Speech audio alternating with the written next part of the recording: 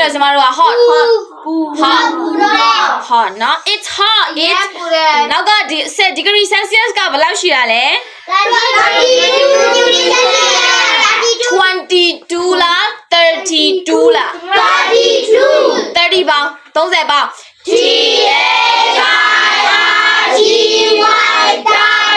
ကိုပေါင်း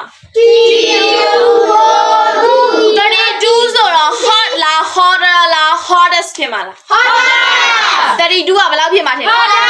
အရင်အပူဆုံးဖြစ်မှာနော် hottest ဖြစ်မှာနော်32ဆိုတအားပူတယ်နော်နောက်ပြီးတော့နောက်တစ်မျိုးသွားမယ် next နေပြီးတော့ ငါမျိုးလေးလေနေပြီးတော့နော်နေပြီးတော့မျိုးကဘယ်သူ့မေရလဲဆိုတော့ဖတ်ကြည့်ပါအောင် KO ကို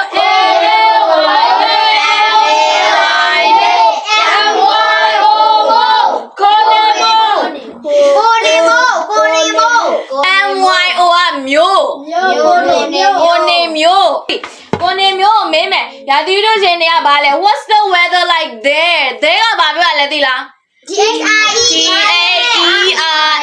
there အဲ့ဒီမှာလို့ပြောတာ there နော်အဲ့ဒီမှာရာသီဥတုရှင်တွေဘာလဲကိုနေမျိုးကဘာပြောလဲအကုန်လုံးဖတ်ပါ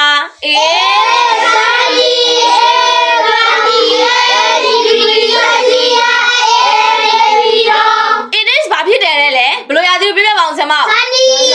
ဘယ်လိုလုပ်လဲဆန်လီကတင်းနဲ့တွေ့ဆန်နီဒါလေးရော slowly အဲ့ဒါလေးရော ready အဲ့ဒါလို့ရှိရင်ဒါလေးရော slowly ဒါလေးရော ready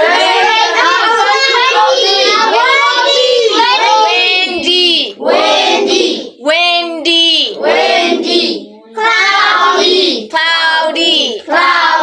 cloudy မြန်လုံးမယ်ဒီတော့ sunny stormy snowy rainy and ဘာကြမ်းသေးလဲ cloudy ဆရာမလုံးမယ်နော်အကုန်လုံးကဝိုင်းပြမယ်နော်ဗာလဲဆိုတာ windy sunny ready stormy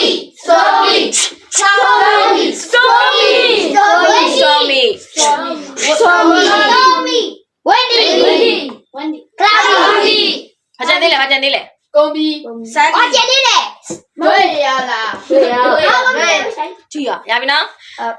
မှတ်မိတယ်နော်ဒါလေးအဲ့ဒီစကားလုံးလေးတွေနောက်နေ့ကျရင်ကြက်မယ်နော်ပေါင်းတက်လား snowy ပေါင်းတက်လား snowy